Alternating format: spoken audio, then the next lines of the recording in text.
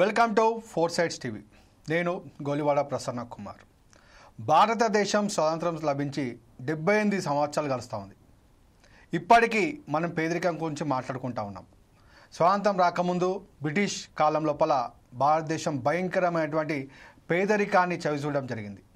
స్వాతంత్రం వచ్చిన తర్వాత మొదటి ప్రధాని నెహ్రూ తన ప్రసంగం లోపల మాట్లాడుతూ భారతదేశంలో ఏదైనా అభివృద్ధి జరగాలంటే పేదరికం నిర్మూలనే అన్నిటికన్నా ప్రథమ లక్ష్యం అని చెప్పేసి తను చెప్పడం జరిగింది. తన కాలం ముగిసింది. తర్వాత ఇందిరాగాంధీ వచ్చింది. ఇందిరాగాంధీ మాట్లాడుతూ గరీబీ హటావో అంది. ఆ స్లోగన్ అలాగే కొనసాగింది. తర్వాత రాజీవ్ గాంధీ వచ్చాడు. రాజీవ్ గాంధీ తర్వాత నరసింహారావు వచ్చారు. తర్వాత అనేక మంది ప్రధానమంత్రులు మారారు. ఇప్పుడు ప్రస్తుతం ప్రధాని నరేంద్ర మోడీ గత 10 ఏళ్లుగా భారతదేశానికి ప్రధానిగా వ్యవహరిస్తూ ఉన్నారు. ప్రధాని మోడీ ఈరోజు మాట్లాడుతూ భారతదేశం గత 10 ఏళ్లలో 25 కోట్ల మంది భారతీయులని పేదరికం నుంచి బయటపడేయడం జరిగింది. ఇది మా పనికి నిదర్శనం అని చెప్పేసి నరేంద్ర మోడీ అనడం జరిగింది. ఇందులో ఎంతవరకు వాస్తవం ఉంది? నిజంగా పేదరికం తగ్గిందా అనే దాని మీద ఈరోజు డిబేట్ కొనసాగిద్దాం. ఈరోజు మన డిబేట్లో పాల్గొనడానికి వచ్చిన వారు బండారు రామ్మోహన్ రావు గారు, వెల్కమ్ అండి. అదేవిధంగా బీఆర్ఎస్ పార్టీ నుండి పోలేపల్లి రామూర్తి గారు, స్వాగతం అండి. అదేవిధంగా టీపీసీసీ కాంగ్రెస్ పార్టీ నుంచి పల్లె రామ్ చందర్ గౌడ్ గారు, అధికార ప్రతినిధి, స్వాగతం అండి. అదేవిధంగా బీజేపీ ఓబీసీ మోర్చా అధికార ప్రతినిధి రాజు నేత గారు, అందరికీ కూడా డిబేట్లోకి స్వాగతం. ముందుగా ఏదైతే ఈరోజు నరేంద్ర మోడీ భారతదేశం లోపల గత దశాబ్ద కాలంలో 25 కోట్ల మందిని పేదరికం నుంచి మేము బయటపడేశాం, ఇది మా అభివృద్ధికి చిహ్నం, ఇది మా అభివృద్ధికి ఆనవాళ్ళు అని చెప్పేసి మోడీ చెప్పడం జరిగింది. ఈ విషయం పైన రామ్ చందర్ గౌడ్ గారు, కాంగ్రెస్ పార్టీ అధికార ప్రతినిధి రామ్ చందర్ గౌడ్ గారి దగ్గర ప్రధానంగా వెళ్దాం. రామ్ చందర్ గౌడ్ గారు, ఏదైతే ఈరోజు మోడీ చెప్పాడో భారతదేశంలో పేదరికం నుంచి 25 కోట్ల మందిని మేము బయటపడేశామన్నారు, ఇది ఎంతవరకు వాస్తవం? ఇది ఏ విధంగా నిజమా అబద్ధమా? మీ విశ్లేషణ చెప్పండి సార్. సార్ మీరు అన్మ్యూట్ చేసుకోండి సార్, ఒకసారి మ్యూట్లో ఉన్నారు. ఓకే అండి, ఓకే కానీ యాక్చువల్గా గ్రౌండ్ లెవెల్లో ఉన్నట్టు అనిపిస్తలేదండి. నిజానికి కూడా అంత కాలేదు. వాళ్ళు పని కూడా అంత ఉత్తమంగా లేదు. వాళ్ళు ఉండొచ్చు, అభివృద్ధి గురించి కాంక్షించి వాళ్ళు చేసే కార్యక్రమాలు చేస్తున్నట్టున్నారు. విదేశాల నుంచి నల్లధనం తీసుకొచ్చి 15 లక్షల రూపాయలు ప్రతి అకౌంట్లో ఇస్తామన్నారు, అది వేయలేదండి. ప్రతి సంవత్సరం 2 కోట్ల ఉద్యోగాలు ఇస్తామన్నారు, ఇప్పుడు 11 సంవత్సరాలు అవుతుంది. సుమారుగా 23 కోట్ల ఉద్యోగాలు ఇవ్వాల్సింది ఉంది. ఇట్లా పోతుంటే ఎన్నో ఉన్నాయి. వాళ్ళు ప్రభుత్వ సంస్థలన్నిటిని ప్రైవేటీకరణ చేస్తున్నారు. ఆదాని అంబానీకే తొత్తుల్లాగా నడుస్తున్నది. తర్వాత మామూలుగా చిన్న వ్యాపారస్తులకు పెద్ద ట్యాక్సీలు, పెద్ద వ్యాపారాలకు చిన్న ట్యాక్సీలు, అంటే తక్కువ మొత్తంలో ట్యాక్స్ ఉంటుంది. అది ఉదాహరణలతో రోజువారీగా చూస్తున్నామండి. యాక్చువల్గా ట్యాక్సెస్ పెరిగిపోతున్నాయి. మామూలు చిన్న వ్యాపారవేత్తలకు, మామూలుగా ఉండే సామాన్యుని మీద ట్యాక్సీలు ఎక్కువ పడుతున్నాయండి, పన్నులు ఎక్కువ జరుగుతున్నాయి. మీరు చెప్పినట్టు దేని ఉదాహరణ తీసుకోవడానికి ఆస్కారం లేదు. నిజానికి గ్రౌండ్ లెవెల్గా ఎట్టి పరిస్థితుల్లో ఎక్కడ కూడా ప్రజానికాల్లో కూడా హ్యాపీగా లేరు. ఎందుకంటే అందరు ఇబ్బందిగానే ఉన్నారు. దీన్ని బట్టి చూస్తుంటే ఉన్నత వర్గాలైన వాళ్ళకే, ఉన్నతులకే ఉన్నది ఈ బీజేపీ అనేది ఒక నాటకంగా ఉన్నది. నిజానికి కూడా అదే జరుగుతున్నది. గ్రౌండ్ లెవెల్లో మాత్రం ఖచ్చితంగా చెప్తున్నాము, ఎలాంటి అభివృద్ధి లేదండి. దాన్ని వాళ్ళు చెప్పిన దానికి ఏదన్నా ఉంటే వాళ్ళ ప్రయత్నం చేస్తున్నట్టున్నారు, అది సఫలీకృతం అయితే సంతోషము. నిజానికి కూడా భారతదేశం మొత్తము, ఇండియా మొత్తం కూడా అభివృద్ధి చెందితే సంతోషము. గరీబు అటోవో రకంగా గరీబును తగ్గిస్తున్నాం అనేది సంతోషము, కానీ వాళ్ళు చెప్పినట్టు లేదనేది అనిపిస్తున్నది. ప్రజలు కూడా మామూలుగా తెలుసుకుంటే, మేము కూడా చూసుకుంటుంటే ఉన్నత వర్గాల వారికే న్యాయంగా ఉన్నది, ఉన్నతులకే బాగున్నట్టు ఉన్నది. బీజేపీ పార్టీ అనేది ఉన్నతులకే సహకరించే రకంగా ఉన్నది. ఇప్పటికి కూడా కాంగ్రెస్ పార్టీని, తర్వాత వేరే అంటే ప్రత్యర్థిని కోరుకుంటున్నారు. ఇక్కడ మాత్రము గ్రౌండ్ లెవెల్లో ఎట్టి పరిస్థితుల్లో లేదండి. ఉన్నత వర్గాలకే ఆస్కారంగా ఉన్నది. మీది ఏదన్నా ఉంటే దాని గురించి తర్వాత మాట్లాడదాం. మీరు ఏదన్నా అయితే ఇంకోటి ఏంటంటే ఇక్కడ నీతి ఆయోగ్ ఏదైతే నివేదిక ఇచ్చిందో, నీతి ఆయోగ్ నివేదిక 2013 నుంచి 2023 వరకు, అంటే 10 సంవత్సరాల కాలం లోపల దాన్ని ఏమంటారు అంటే MPI, multi dimensional poverty index అంటారు. దీని ప్రకారంగా మేము 24.8 కోట్ల మంది జనాభాని పేదరికం నుంచి బయటేసామన్నారు. ఇది వాస్తవం అంటారా మీరు? ఖచ్చితంగా కాదండి. ఎందుకంటే బీదలు అంటే బీద వాళ్ళు ఇంకా బీదరికంగా మగ్గిపోతున్నారు, ఇంకా తగ్గిపోతున్నారు. వాళ్ళ ఖర్చులు పెరుగుతున్నాయి, రెవెన్యూ రకంగా వాళ్ళకు వచ్చేది తగ్గిపోతుంది, ఖర్చులు పెరుగుతున్నాయి.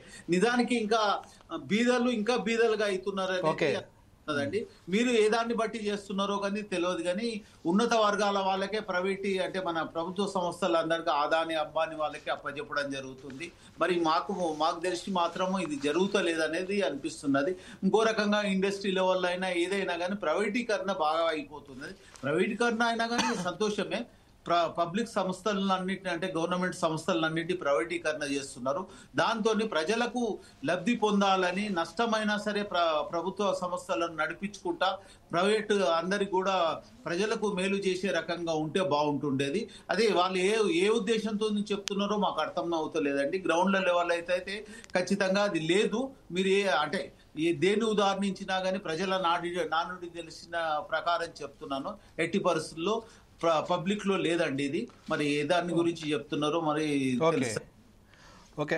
ఏదైతే ఇప్పుడు మీరు చెప్పారో ఒకసారి మనం బీఆర్ఎస్ నేత రామ్మూర్తి గారి దగ్గరికి వెళ్దాం. రామ్మూర్తి గారు, ఏదైతే రామచంద్ర గౌడ్ గారు చెప్పారు, అయితే ఈరోజు ఇచ్చే నివేదిక ప్రకారంగా ముఖ్యంగా ఉత్తరప్రదేశ్, బీహార్, మధ్యప్రదేశ్ రాష్ట్రాలు గణనీయంగా అభివృద్ధి సాధించాయి అని చెప్పేసి నివేదికలు చెప్తా ఉన్నాయి. అయితే ఇక్కడ వచ్చేటువంటి ప్రశ్న ఏంటంటే ప్రతిపక్షాలు అనేది ఏంటంటే సౌత్ నుంచి ట్యాక్స్ల రూపకంలో తీసుకొని నార్త్లో ఉన్నటువంటి యూపీ, బీహార్, మధ్యప్రదేశ్కి బీజేపీ ప్రభుత్వము కేటాయిస్తూ ఉన్నది. దీనివల్ల సౌత్కి తీవ్రమైన అన్యాయం జరుగుతూ ఉందని చెప్పి దీంట్లో ఎంతవరకు వాస్తవం ఉందంటారండి?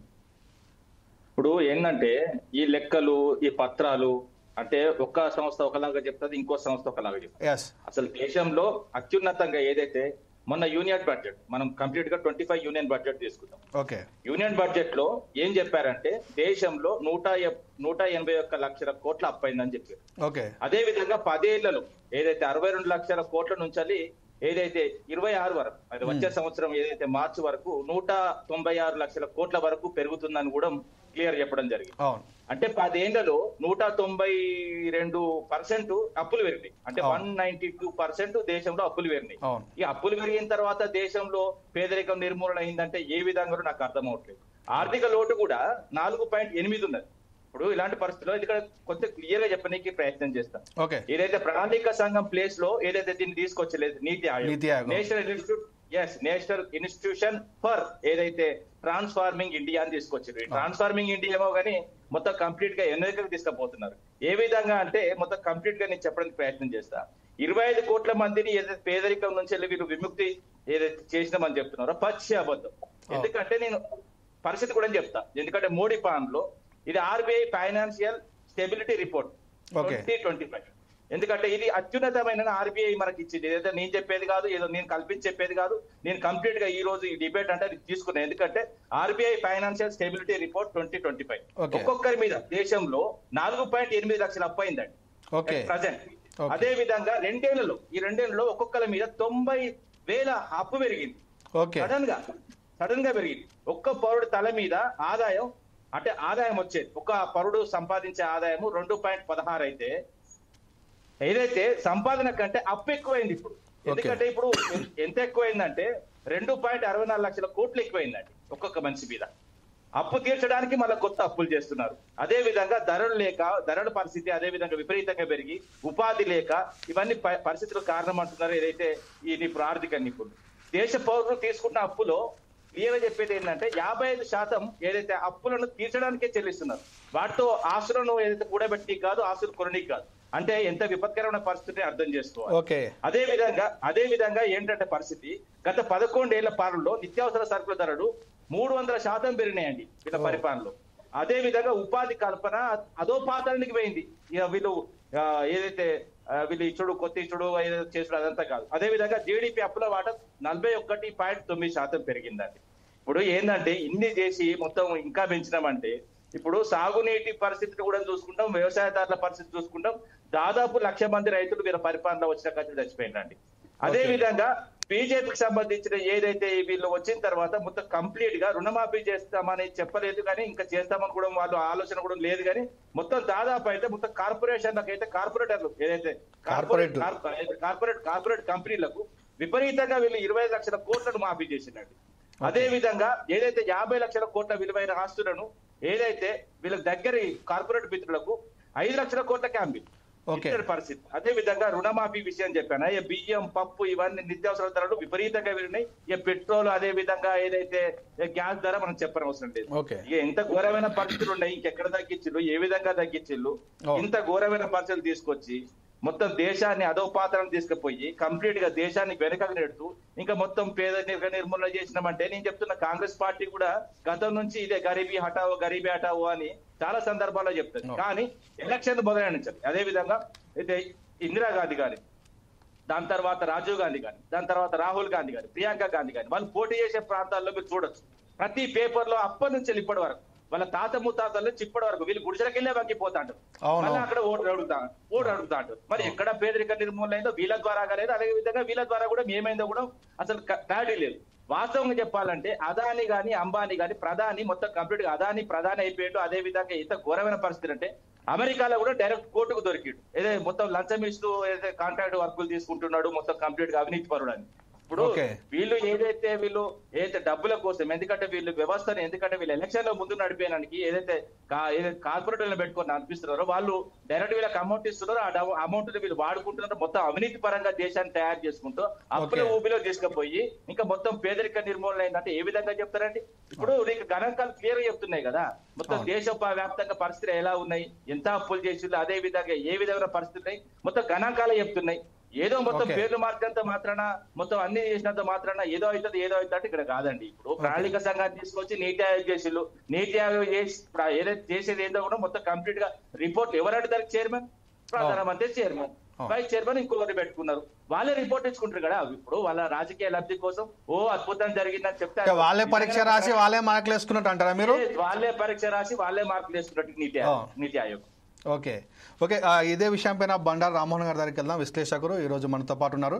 అయితే ఇప్పుడు మనకు ఇంకొకటి ఏంటంటే 32 రూపాయలు సంపాదిస్తే మనకు ప్రపంచ ఆర్థిక వ్యవస్థ ప్రకారంగా ఒక వ్యక్తి 32 రూపాయల కన్నా ఎక్కువ సంపాదిస్తే పేదరికం నుంచి బయటపడ్డట్టు అని ఒక రిపోర్టు ఇవ్వడం జరిగింది.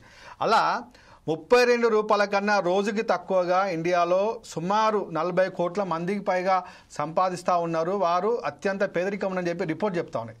మరి ప్రధాని ఇచ్చినటువంటి స్టేట్మెంట్ కానివ్వండి, మరి అక్కడ ఉన్నటువంటి స్టేట్మెంట్ కానివ్వండి, ఏది నిజమని అనుకోవచ్చు? బండారు రామ్మోహన్ గారు మీ విశ్లేషణలో చెప్పండి సార్. ప్రసన్న, మీకు అట్లాగే రామచంద్ర గౌడ్ గారికి, యువమిత్రుడు నాకు రామ్మూర్తి గారికి, అట్లాగే రాజు నేత గారికి అందరికి నమస్కారం. ఫోర్సైట్ టీవీ ప్రేక్షకులు కూడా. ఎందుకంటే బీజేపీ మిత్రుని విడిచిపెట్టడం, మనందరం మాట్లాడిన తర్వాత తను మాట్లాడితే ప్రభుత్వం తరపున కనుక ఉంటుందనే ఆలోచనతోని బాగా చేశారు. ముఖ్యంగా రామచంద్ర గౌడ్ గారు కట్టే కొట్టే తెచ్చే 3 విషయాలు చెప్పేస్తే మన రామ్మూర్తి యువమిత్రుడు బ్రహ్మాండంగా అసలు విషయాలన్నీ బయట పెట్టారు. నేను కొంచెం అదనంగా దాన్ని జోడిస్తాను. ఎందుకంటే లెక్కలు తను చెప్పినాక మళ్ళీ చివరం కావద్దు కదా అని చెప్తున్నాను. స్వాతంత్రం వచ్చి 75 ఏళ్ళు అయింది వరకు కదా. మన చిన్నప్పటి నుంచి చదువుకుంటున్నాం ప్రసన్న, మీరు ఎంతో మంది పెట్టి అద్భుతంగా ఉంది. చర్చ ఇది జరగాల్సిన చర్చనే ఇది. ఇప్పుడు బీజేపీ వ్యతిరేకమా, అనుకూలమా, కాంగ్రెస్ అనుకూలమా, కాంగ్రెస్ వ్యతిరేకం కాదు. ఇవాళ వచ్చిన మాట ఏంది? నీతి ఆయోగ్ ఉంది 25 కోట్ల మంది, అంటే మొత్తం 143 కోట్ల మంది ఉన్నారు ఇప్పుడు కదా. అలా మీ 25 కోట్ల మంది దారిద్ర్యం నుంచి బయటపడ్డారు. 25 కోట్లు అంటే దాదాపు 6 లక్షల కుటుంబాలు, అదే 6 కోట్ల కుటుంబాలు, అంతే కదా. 6×4 అనుకుంటే 4 కుటుంబాలు 6 కోట్ల కుటుంబాలు బయటపడి అంటున్నారు. ఉన్నవన్నీ మరి దాదాపు 60 కోట్ల కుటుంబాలు ఉన్నాయి మొత్తం. యాక్చువల్ గా రిపోర్ట్ ఏం చెప్తుందంటే 65 కోట్ల మంది భారతీయులు, అంటే 53.7% మంది ఇంకా పేదరికాలు ఉన్న రిపోర్ట్ చెప్తా ఉంది. ఎంపీఐ రిపోర్ట్ చెప్తా ఉంది. అందుకని అంటే కుటుంబాలను నలుగురు పెట్టుకున్న 140 కోట్ల మంది కంటే దాదాపుగా సగం మంది పైగా 35-40 కోట్ల కుటుంబాలు ఉంటాయి మొత్తం. ఇందులో కేవలం 6 కోట్ల కుటుంబాలే బయటపడి అంటున్నాం. దీని విషయం చెప్తాను. అంటే ప్రపంచవ్యాప్తంగా కూడా మెల్లమెల్లగా పేదరికం తగ్గుతుంది. కానీ పేదరికం మళ్ళీ పెరగడానికి కారణాలు కూడా చెప్పే ప్రయత్నం చేస్తాను. ఇప్పుడు 78 ఏళ్ల రాజకీయాల్లో 50 ఏళ్లే కాంగ్రెస్ పార్టీ పాలించింది. అంతేకాదు మిగతా 25 ఏళ్ళు ఒక జనతా పార్టీ, తర్వాత వాజ్పేయి 2 సార్లు, మొదటిసారి 13 అనుకోండి 2 సార్లు, ఇప్పుడు 11 ఏళ్ళు, ఇవి కలిపితే 20 ఏళ్ల దాకా భారతీయ జనతా పరిపాలించి బీజేపీ కాంగ్రెస్ ఇతర పార్టీలు. అంటే 80 ఏళ్లలో ఆల్మోస్ట్ 60 ఏళ్ళు కాంగ్రెస్ పార్టీ పరిపాలించి. గురువింద గింజ తన సాము నలిపారు కదా అన్నట్టు ఇద్దరు కూడా రెండే జాతీయ పార్టీలు కదా, ఈ ప్రాంతీయ పార్టీలు ఏవి కూడా రాలే కదా. ఒక్కసారి కిచిడి ప్రభుత్వం వచ్చినా కూడా దేశవ్యాప్తంగా అన్న చిన్నప్పుడు చదువుకుంటుందంటే మనకు సమస్యలు ఏమిటి భారతదేశానికి అంటే నిరక్షరాస్య, అధిక జనాభా, పేదరికం. పేదరికం గురించి మాట్లాడుతున్నాం. మీరు అన్నది కదా, సుమారు 60 కోట్ల మంది పేదరికంలో మగ్గిపోతున్నారు కదా. దీనికి కారణం ఏంటంటే సంపద కేంద్రీకృతం. ఇంత రామచంద్రరావు గారు ఫస్ట్ ఒకటే మాటలు చెప్పారు, సంపద ఉన్నవాడికి ఉన్నదేరికి పోతుంది, లేనివాడిగా మారిపోతుంది. సంపద కేంద్రీకృతమై అంత బాగుందనే పరిస్థితి తయారవుతుంది. ఒక చిన్న కథ చెప్తాను నేను, ఎందుకంటే ఇప్పుడు అధికార పార్టీలు 2 పార్టీలు చేసినాయి కనుక ఆ 2 పార్టీలకు పనికొచ్చే కథ చెప్తాను. తాము అధికారంలో ఉన్నప్పుడేమో బ్రహ్మాండంగా ఉంది అంటున్నారు, తమకు అధికారంలో దిగిపోగానే అంత పేలవంగా ఉంది, మొత్తం నాశనం అయిపోయింది అంటున్నారు కదా. ఒక రాజు దగ్గర ఒక మంగళ ఆయన ప్రతిరోజు మాలిష్ చేసేవాడు, వచ్చేవాడట.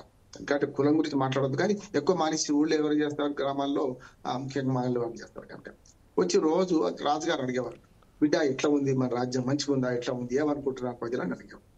బ్రహ్మాండంగా ఉంది రాజా, ఏం లేదు, ప్రతి వాడి దగ్గర కోడిగుడ్డ అంత బంగారం ఉన్నది, ముచ్చట్లేదు పోమన్నాడు. అట్లా పొగుడుతుండే రాజు రోజు. రాజు కూడా చాలా సంతోషపడి కూర్చున్న కాడిని కూర్చొని అంత బ్రహ్మాండంగా ఉందని అనుకునేవాడు. కొద్ది రోజులకు ఈయన మాలిష్ చేయడానికి రావడం మానేసాడు. ఎందుకు రావడం లేదు అని పంపితే దొరకలేదు. మొత్తం మీద 15 రోజుల తర్వాత ఆ రాజు మళ్ళీ వెతికి పట్టుకొస్తే అప్పుడు మళ్ళీ వచ్చి ఏమైంది, ఎందుకు రాలేదు అంటే అన్నాడు. ఏముంది రాజా, ఎవ్వడి దగ్గర మనకు కొడుకుంటంత బంగారం లేదు, అంత దొంగలు దోబిడిదాలు మోపైనరు అని మనకు అంటే నడదాకా మంచిగుందంటే ఇవాళ ఇప్పుడు ఏంటంటే ఆ మంగళ ఇంట్లో దొంగలు పట్టి ఉన్న నిజంగా కొడుకుంటంత బంగారం ఉండే ఆయన దగ్గర ఎత్తుకపోయారు. అంటే తను పేదవాడు కాగానే తను ఎత్తుకపోగా ఏం చేసిండు, నిజంగా రాజ్యం అంతా అట్లే ఉంది అనుకుంటున్నాడు. అన్న దగ్గర మనకు తిన్నవాడికి అన్నం పెడితే కవరం పెట్టి పెట్టామంటారు కదా, బాగా తిన్నవాడికి. అదే ఆఖరికి అన్నం అయితే, వేదనకి ఔషధం అయితే నొప్పి నివారణ అవుతుంది. మనం మందులు నొప్పి లేని కాడ జీడి పెడితే ఏమవుతుంది, నొప్పి అవుతుంది. ఉండే అయితే నొప్పి ఉన్న కాడ జీడి పెడితే ఏం కాదు. అట్లాగే ఆకలికి అన్నం పెడితే కడుపు చల్లకుండా అంటారు, ఆకలికి లేనోనికి అన్నం పెడితే ఎక్కువ పెట్టామంటారు. కనుక ఇదేమైందంటే కోడిగుడ్డ బంగారం అని చిన్న కథ అప్పుడు చదవాలని చదువుకున్నా. దీనిలో ఏంటంటే మన దగ్గర ఉంటే అంత ఉన్నట్టు లెక్క, మన దగ్గర లేకపోతే అంత లేనట్టు లెక్క. అంటే అధికారం పోతేనేమో కోడిగుడ్డంత బంగారం పోయినట్టు లెక్క, అధికారం ఉంటేనేమో కోడిగుడ్డంత బంగారం ఉన్నట్టు లెక్క. రాజుల కాలం నుంచి ఇప్పటిదాకా అదే జరుగుతుంది. ఇవాళ అంతా బాగుంది అని చెప్పడం కోసం ఇవాళ బీజేపీ ప్రభుత్వం పాటుపడుతుంది. మీరు అన్నట్టు మన ప్రణాళిక సంఘం కానీ ఇవాళ నీతి ఆయోగ్ కానీ ఏమి నా ఉద్దేశం అంటే కొన్ని పూర్తిగా వాస్తవాలు చెప్తుంది అనుకోలేదు. ఎందుకంటే ఇప్పుడు 78 ఏళ్ల రాజకీయాల్లో ఏం మాత్రం మారలేదా, ఉన్నది. గ్లాసులో సగం నీళ్లు ఉన్నాయి, సగం నీళ్ళు లేవు. ఇది 2 నుంచి అంటున్నారు. ఇప్పుడు సగం నీళ్లు ఉన్నాయని ప్రభుత్వాలు చెప్తాయి, సగం నీళ్లు లేవని ప్రతిపక్షం చెప్తుంది. అంతేగా, ఇంత జరగాల్సింది ఇంతే జరిగింది కదా. ఆ ఇంత జరగడానికి ఇన్ని రోజులు పట్టింది కదా, ఇంకా ముందు ఇట్లా ఎన్ని రోజులు ఎదురు చూడాలని ప్రజలు అంటున్నారు కదా. అందుకనే సంపద కేంద్రీకృతం కావడం వల్ల వస్తుంది ఏంటంటే ఒకటి సమస్య, పేదవాళ్ళు మరింత పేదలుగా మిగిలిపోతున్నారు, సంపాదించిన వాడు సంపాదిస్తున్నారు. ఉదాహరణకు ఒక చిన్న ఉదాహరణ చెప్తాను. మన దేశంలో ప్రభుత్వ ఉద్యోగులకు ఉన్నంత భద్రత ఎవరికి లేదు. మొత్తం 4 కోట్ల మంది ప్రభుత్వము, ప్రభుత్వ రంగ సంస్థలు పనిచేసేవాళ్ళు 4 కోట్ల మంది. ఇప్పుడు ఉన్న వాళ్ళందరూ మేము నిరుద్యోగులు ఏమో రకంగా చెప్పాలంటే కదా. రాజకీయ నిరుద్యోగం, మనకు ఏదో ఉపాధి గవర్నర్ ఉన్నారు, మంచి స్కూల్ పెట్టుకుని నడుపుకుంటున్నాడు, అది స్వయం ఉపాధి, 10 మందికి అన్నం పెడుతున్నాడు. మన రామూర్తి గారు ఉన్నారు, ఇంత వ్యవసాయం ఏదో చేసుకుంటే ఆయన బతుకుతున్నాడు, ఎవరు బతుకు వాళ్ళు బతుకుతున్నారు. కానీ ఇక్కడ ఏమైందంటే మన దగ్గర ప్రభుత్వ ఉద్యోగాలకు ఉన్నంత భద్రత ఇంకెవరికి లేదు. వాళ్ళు తప్ప, వాళ్ళు సంఘటిత రంగంలో ఉన్న కొందరు తప్ప మిగతా వాళ్ళందరూ కూడా ఒక రకంగా పేదరికంలో మగ్గుతున్నట్టే లెక్క. ఉదాహరణకు చైనాలో ఒక సగటు జీవిత ఆదాయానికి కేవలం డబుల్ కూడా ఉండదు, అంత ఆదాయానికి తగ్గట్టే జీతాలు ఉంటాయి. నిజమంటే ఒక సగటు జీవి ఒక సంవత్సరానికి ₹1,00,000 ఆదాయం ఉంటే మొత్తం సంవత్సరం ఉద్యోగి జీతం కూడా అంతే ఉంటుంది. మన దగ్గర అట్లా కాదు.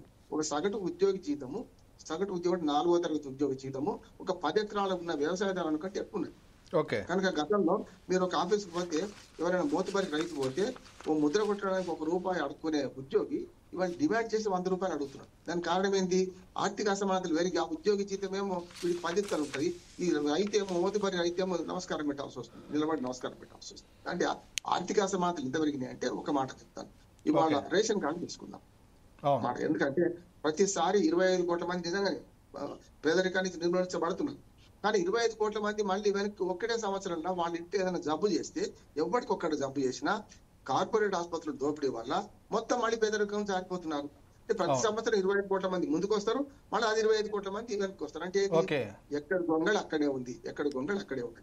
విమర్శలు చేసుకోవచ్చు, కాంగ్రెస్ బీజేపీ కాంగ్రెస్ చేసుకోవచ్చు. నేను ఈ రెండు తిలాపాపం తలాపెట్టుకు అంటున్నా ప్రసన్న. ఎందుకంటే ఇక్కడ జరుగుతుంది ఏంటి, అభివృద్ధి జరుగుతుంది. నిజంగా చెప్పాలంటే ఎవరైనా 33 కోట్ల మంది ఉన్న భారతదేశం ఎట్లుంది, ఇప్పుడు అట్లే ఉందా? లేదు కదా. జనాభా పెరిగింది, ద్రవ్యోల్బణం పెరిగింది, అప్పులు పెరిగింది, అంశం పెరిగింది. కానీ ఏ విధంగా ఇప్పుడు 32 రూపాయలు కేవలం 32 రూపాయలు సంపాదించిన వాళ్ళు పేదరికం కాదు అనడం ఏ విధంగా కరెక్ట్ అంటారు మీరు?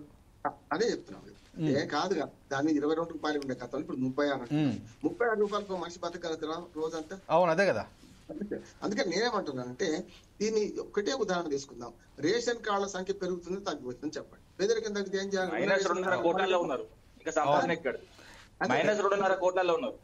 అందుకని రేషన్ కార్డుల సంఖ్య అప్పుడు ఉదాహరణకు తెలంగాణ చూద్దాం, ఇంకా 10 లక్షల మంది రేషన్ కార్డు అర్హులు ఉన్నారు, వాళ్ళకి ఇవ్వాలి అంటున్నారు. రేషన్ కార్డు ఇప్పటికీ 94 లక్షల రేషన్ కార్డులు ఉన్నాయి. 94+10 అంటే కోటి దాటిపోతున్నాయి. అంటే ఉన్న జనాభా ఎంత?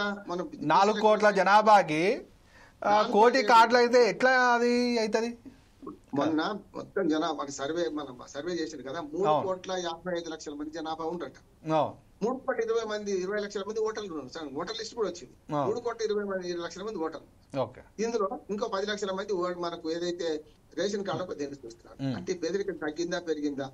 అందుకని ఏమంటున్నా అంటే విద్య, ఆరోగ్యం, ఉపాధి ఈ 3 మర్చిపోతే మరి పాలన ఇట్లే ఉంటుంది. అంటే విద్య సరిగ్గా అందకపోతే, విద్య మీద చూడండి, ఒక మధ్యతరగతి జీవి ఇంటర్మీడియట్ పాస్ అయిన కొడుకుంటే గుండెల మీద కుంపట్లాగా ఉంటుంది. 10th పాస్ అయితే అంతే కదా, లక్షల రూపాయలు డొనేషన్లు కట్టాలి ఫీజుకి. అసలు పేదవాడు చదివించాలంటేనే అదొక యుద్ధం చేసే పరిస్థితులు ఉన్నాయి వాళ్ళు. అవును, ప్రభుత్వ విద్యాలయాలు ఏమంటే ఉన్నాయి, కానీ సమస్య ఏంటంటే వాటికి నమ్మకం లేదు. నేను చెప్తున్నా ఇప్పటికి కూడా ప్రభుత్వ వ్యవస్థలో నమ్మకం లేక. అవును, నమ్మకం లేక. నా ఉద్దేశం ఏంటంటే డబ్బులు లేని చదువు మంచిదే, ఫ్రీగా వస్తే ఏదైనా సరే పనికిరాని అనుకుంటున్నారు ప్రజలు, ఆరోగ్యం కానీ విద్య కానీ. అయితే మన డిమాండ్ సప్లై తేడా ఉంటది ప్రసన్న. మనము వాడుకుంటుంటే ఏదైనా మనకు పనికి వస్తుంది. మీరు ప్రభుత్వ పాఠశాలకే పోకుండా అదో ప్రిస్టేజ్ గా భావించి నువ్వు ప్రైవేట్ పాఠశాలకు పోతుంటే పంపితే కష్టమే కదా. సపోజ్ చేసి రిక్షా వాళ్ళ పిల్లలకు కూడా ఇవాళ రిక్షా పిల్లలు కూడా ప్రభుత్వ స్కూల్లో వద్దు అనుకోని ప్రైవేట్ స్కూల్లో చదివిస్తాను. దానికి కారణం ఏంటి? అవి బాగలేవని కాదు, దాని మీద నమ్మకం లేకపోవడం. కుక్కను చంపాలంటే పిచ్చి కుక్కను ముద్ర వేసినట్టు ఇవాళ విద్యను, ఆరోగ్యాన్ని నాశనం చేసి మిగతా అన్ని సంక్షేమ పథకాలు అమలు చేసుకుంటూ, సంక్షేమ పథకాలు ఇప్పటికి అవసరం అవుతున్నాయి అంటే నిజంగా పేదరికం ఉందనే కదా. ఆరోగ్యం, విద్యలో కానీ చేస్తున్నారంటే ముఖ్యంగా సంక్షేమ పథకాలు చేస్తున్నారంటే పేదరికం ఉన్నట్టే కదా. పేదరిక నిర్మూలన అనేది దీర్ఘకాలిక సమస్య, ఒక్కనాడు పోయేది కాదు. కానీ ఇక్కడ ఏమైంది, ఆర్థిక అసమానతలు పెరిగి ఉన్నవాడు బాగా ఉన్నవాడు అయితే అప్పంతా ఒక దగ్గరికి పోయి ఇవాళ లేని వాడు అవుతున్నారు. ప్రభుత్వ విధానాల వల్ల వస్తున్న సమస్య ఒక బీజేపీని తిట్టాల్సిన అవసరం లేదు, కాంగ్రెస్ తిట్టాల్సిన అవసరం లేదు. ఇలా పాపం తలా పిడికడు. ఇప్పటికైనా నీతి ఆయోగ్ చెప్పిన మాట వాస్తవమే, కానీ వచ్చే సంవత్సరం మళ్ళీ 25 కోట్ల మంది పేదరికలు తీసాకపోతారు, మళ్ళీ కొత్త వాళ్ళు 25 కోట్ల మంది మళ్ళీ పేదరికం నుంచి బయటపడతారు. ఇది ఎన్ని రోజులు అంటున్నారు. ఇది ఒక రకంగా రంగుల రాట్ల లాగా పైకి కిందికి తిరుగుతుంటది కదా. ఇది ఎన్ని రోజులు అంటే దీనిలో 3 ముఖ్యమైన: ఒకటి విద్య, 2 ఆరోగ్యం, ఉపాధి కల్పన, వ్యవసాయంలో లాభసాటి వ్యవసాయం, అట్లాంటి స్థానిక ప్రభుత్వాలను బ్రహ్మాండంగా డెవలప్ చేయడం. ఈ 4-5 అంశాలను కనుక పటిష్టం చేస్తే తప్పక భారతదేశం జయహో భారత్ అనిపించుకోవచ్చు. భారతదేశం తక్కువ అంచనా వేయకూడదు. నా ఉద్దేశం 30 స్వాతంత్రం వచ్చినట్టు వాళ్ళు ఉంటే ఆహార భద్రత వచ్చేసింది, వాళ్ళ ఆహార ధాన్యాల ఉత్పత్తి బ్రహ్మాండంగా జరుగుతుంది. కానీ సంపద పంపిణీలో అసమానతలు ఉన్నాయి. నేనేమంటే సంపద గల దేశము, సంపద గల దేశంలో మేము ఎస్ఎఫ్ఐ పాటలు పాడేవాళ్ళు చిన్నప్పుడు. ఏమంటే సంపద గల దేశంలో పేదరికం ఎట్లా ఉందిరా అన్న అని పాడేవాడు. నేనేమంటున్నా అంటే సంపద ఉన్న దేశం, కానీ సంపదలు అందరికి అందాలి కదా. అందకపోతే ఏమో ఇదే జరుగుతుంది. దరిద్రం ఎట్లుందో పాట పాడేవాడు. తను కూడా అక్కడి నుంచి వచ్చినవాడు. అని ఏమంటున్నానంటే ఇవన్నీ చూస్తే మనకు అర్థమయ్యేది ఏంటంటే ప్రభుత్వాల తప్పు కాదు, ప్రభుత్వాల నిర్వహణ లోపము, వ్యవస్థలు పనితీరు మందగించడం, వ్యవస్థలు సరిగ్గా పనిచేయకపోవడము, గొప్పలు చెప్పుకోవడము. అందుకని వాళ్ళ ప్రతి మనిషి మీద 4 లక్షల కోట్ల రూపాయల అప్పులు ఉన్నదంటే ఆదాయం 2 లక్షల కోట్లు ఉంటుంది, సగటు ఆదాయం అప్పేమో 4 లక్షల కోట్లు ఉంటుంది. ఈ సంపద ఎటుపోతుంది? మనం ఒకసారి బీజేపీ నాయకుడు ఓబీసీ రాష్ట్ర అధికార ప్రతినిధి రాజునేత గారు ఉన్నారు. రాజునేత గారు ఇప్పటివరకు మన ప్యానలిస్ట్ అయితే చెప్పారో భారతదేశం అభివృద్ధి చెందుతూ ఉన్నది. అయితే ఇంకోటి ఏంటంటే గ్లోబల్ హంగర్ ఇండెక్స్ రిపోర్ట్ మేము తీసుకున్నాము. దాని రిపోర్ట్ ప్రకారంగా అభివృద్ధి చెందుతున్న 77 దేశాలలో 55వ స్థానంలో భారతదేశం ఉంది. సో మరి భారతదేశం మరి 50వ స్థానంలో ఉంటే నరేంద్ర మోడీ గారు ఆర్థిక వ్యవస్థ 3వ స్థానానికి చేరిందని ఎలా చెప్పారు? ఎంతవరకు వాస్తవం ఉంది? సో బీజేపీ పార్టీ తరఫున మీరు మీ విశ్లేషణ చెప్పండి సార్. ముందుగా అందరికి గుడ్ ఈవినింగ్ అండి. ఛానల్లో డిబేట్ లో పాల్గొంటున్నటువంటి పెద్దలందరికీ కూడా ఓకే సార్. ఈరోజు మాన్సూన్ సెషన్ సందర్భంగా పార్లమెంట్ సమావేశాలు ప్రారంభమైనాయి. ఈ సందర్భంగా ప్రధానమంత్రి నరేంద్ర మోడీ గారు మీడియాను ఉద్దేశించి మాట్లాడుతూ అనేక రకాలైనటువంటి విషయాల మీద వివరించడం జరిగింది. ఈరోజు ఈ సందర్భంగా Bharatiya Janata party 3వసారి NDA government అధికారంలోకి వచ్చిన సందర్భంగా గత 75 సంవత్సరాలు మీ వాయిస్ కట్ అవుతుంది, సిగ్నల్ లేనట్టుంది. ఒకసారి ఇప్పటికీ కార్ విండోస్ కూడా దించండి. పేదరికం ఉంది. రాజు నేత గారు మీ సిగ్నల్ రావట్లేదు, వాయిస్ కట్ అవుతుందండి. హలో, వినపడుతుందా అండి? హలో, మీ వాయిస్ బ్రేక్ అవుతుంది. ఒకసారి విండోస్ కొంచెం కింద దించండి. కార్ ఒక దగ్గర ఆపండి, కార్ ఒకసారి ఆపండి. నేను ఆపిన వినపడుతుందా ఇప్పుడు? Hello, okay. హలో, వినబడుతుందండి. హలో, వినబడుతుంది, చెప్పండి. ఈరోజు భారతదేశానికి 75 సంవత్సరాలు స్వాతంత్రం సిద్ధించి అయినప్పటికీ కూడా దేశంలో ఇంకా నిరుపేదరికంలో ఉన్నటువంటి వాళ్ళు, తర్వాత అక్షరాస్యతకు దూరంగా ఉన్నటువంటి వాళ్ళు, కనీసం కూడు గూడు గుడ్డ లేనటువంటి వాళ్ళు ఉన్నారనేది ఇప్పటిదాకా మన విశ్లేషకులు కానీ డిబేట్ లో ఉన్నటువంటి పెద్దలు గుర్తు చేయడం జరిగింది. మరి వీటన్నిటికీ గత పాలకులే కదా కారణము. గత పాలకులు అంటే ఇప్పుడు కాంగ్రెస్ ప్రభుత్వం అధికారంలో ఉన్నప్పుడు మహాత్మా గాంధీ గ్రామీణ ఉపాధి హామీ పథకం తీసుకొచ్చారు. అది నిజంగా అద్భుతమైన పథకం. గ్రామాలలో ప్రతి గ్రామంలో ప్రతి కుటుంబానికి ఒకరికి ఉపాధి కల్పించారు. చాలా అద్భుతమైన పథకం. గత పాలకులు ఇప్పుడు కాదు, ఎప్పుడు కూడా పేదరికం అనేది ఉంది. ఇప్పుడే స్టార్ట్ చేసిన సార్, చెప్పండి. ఇప్పుడే కదా స్టార్ట్ చేసింది. ఇప్పుడు హాఫ్ అన్ అవర్ అర్ధగంట సేపు మీరు అందరు మాట్లాడింది విన్నా, నేను ఏమన్నా మాట్లాడినా? ఇప్పుడు ఏదైనా ఆన్సర్ చేయాల్సింది మీరే ఇప్పుడు డిబేట్ లోపల. అందుకనే నేను చెప్తున్నా, ఒక 5 నిమిషాలు నాకు టైం ఇవ్వండి, మాట్లాడే టైం చెప్తా. ఈరోజు దేశంలో ఇప్పటికీ కనీస అవసరాలైనటువంటి విద్య, ఆరోగ్యము, తర్వాత మరుగుదొడ్లు, మంచినీటి సదుపాయము, ఈ కనీస అవసరాలకు కూడా దేశంలో అనేక సంవత్సరాల నుంచి మన దేశంలో ఉన్నటువంటి ప్రజలకు కానీ పేదలకు కానీ ఇవన్నీ కూడా దూరం చేసినటువంటి పార్టీ కాంగ్రెస్ పార్టీ.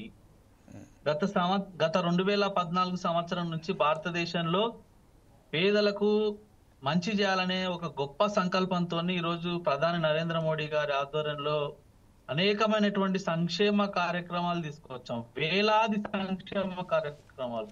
నా దగ్గర ఒక పెద్ద బుక్ ఉందండి. ఈ బుక్ చూపిస్తాను, చూడండి ఒకసారి. మీకు కనపడుతుందో లేదో.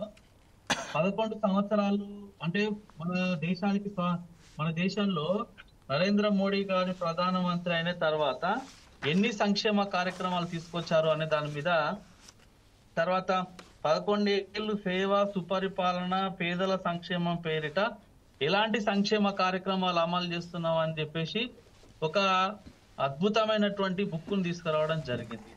దీని ప్రకారం నేను కొన్ని విషయాలని సందర్భంగా పెద్దల ముందు ఉంచడానికి ప్రయత్నం చేస్తాను.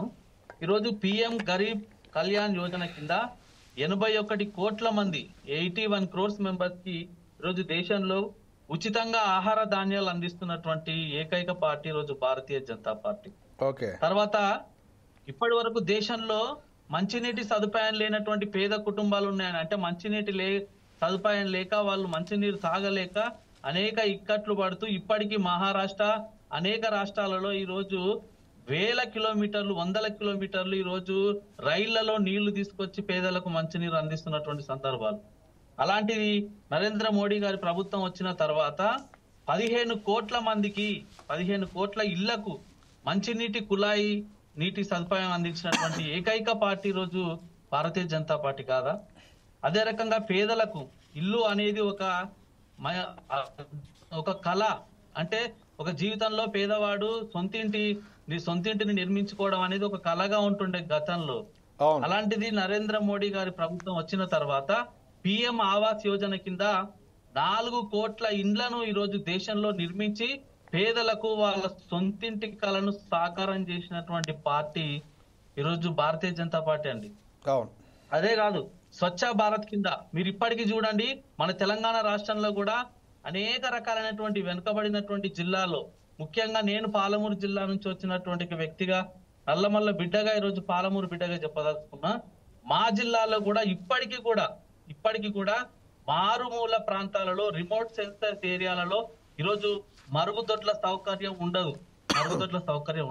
ఎంత బాధాకరమైనటువంటి విషయం అండి ఇది. మహిళలకు ఇది ఆత్మగౌరవానికి సంబంధించినటువంటి విషయం.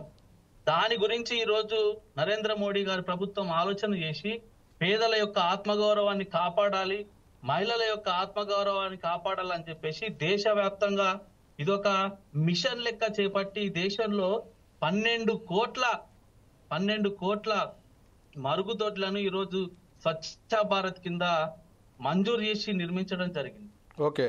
ఇది ఎంత గొప్ప విషయం అండి. అంటే ఇప్పటి వరకు భారతదేశంలో స్వాతంత్రం సిద్ధించిన తర్వాత కూడా పేదరికం గురించి చెప్పరాదు. పేదరికం ఎక్కడ నిర్మూలించి ఎందుకే